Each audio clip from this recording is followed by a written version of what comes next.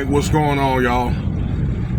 What I'm about to say is very, very serious, okay? And I think that JayZ, government named Sean Carter, is in deep-ish, okay?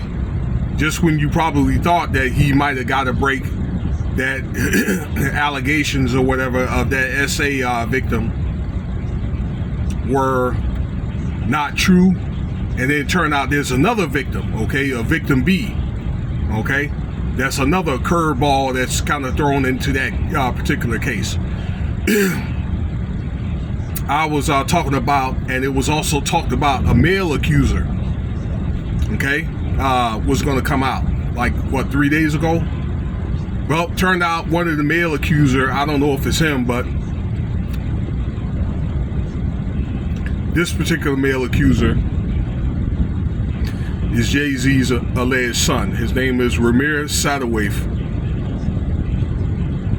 All right. I just made a video about him, I don't know, a couple hours ago. So I want to make another video because this news just came out after I made the video about this young man, 31 years old, claiming to be JayZ's son. All right. From a woman, his mother, that was 16 years old. But there's a more serious issue here, all right, because I brought up, if the mother was not age of legal consent, it could be a statutory RAPE charge. But now the FBI is looking into this, okay, for potential like court fraud and withholding of due process, because you do have a right to due process when you go to court, fair trial.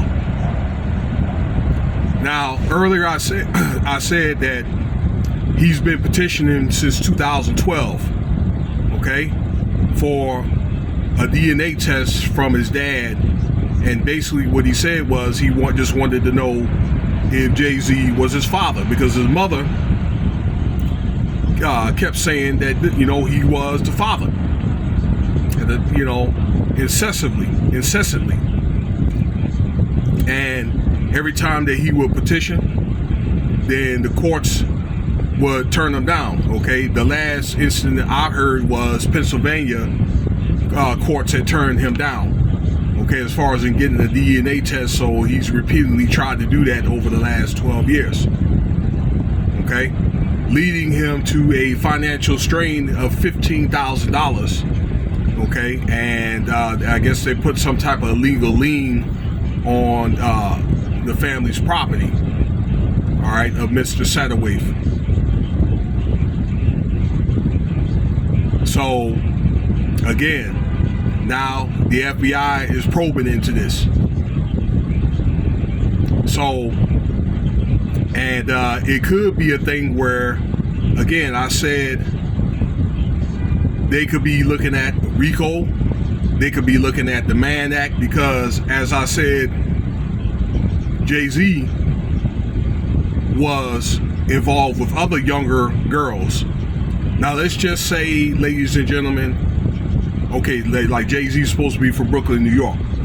Now they usually would do stuff in New York, but let's say if they have parties in Jersey or Chicago or like in Florida or like in LA, and these girls at the time, all right, I already told you about, we're going to these different parties and all that, okay, from New York and things like that, and getting flown out to New York or other places, you know, other states, then that is a violation of a Mann Act if that lady, that young woman is not 18 years old, okay, and there's a pretty good chance that that has happened.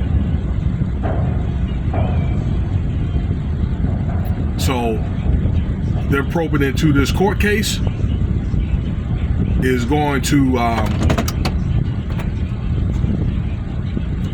lead to other things.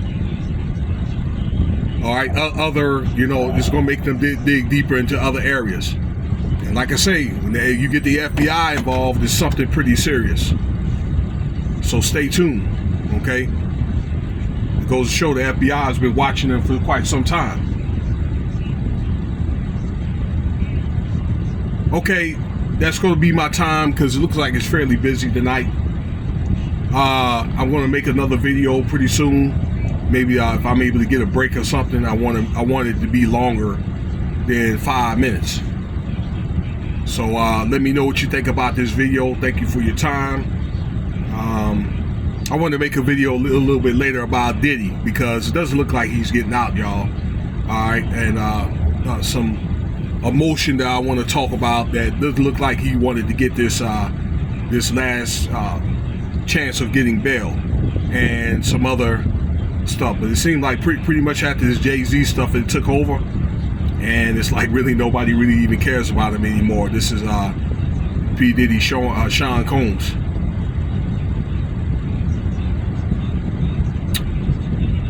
All right, you never know what's gonna come up next in these streets. Stay tuned.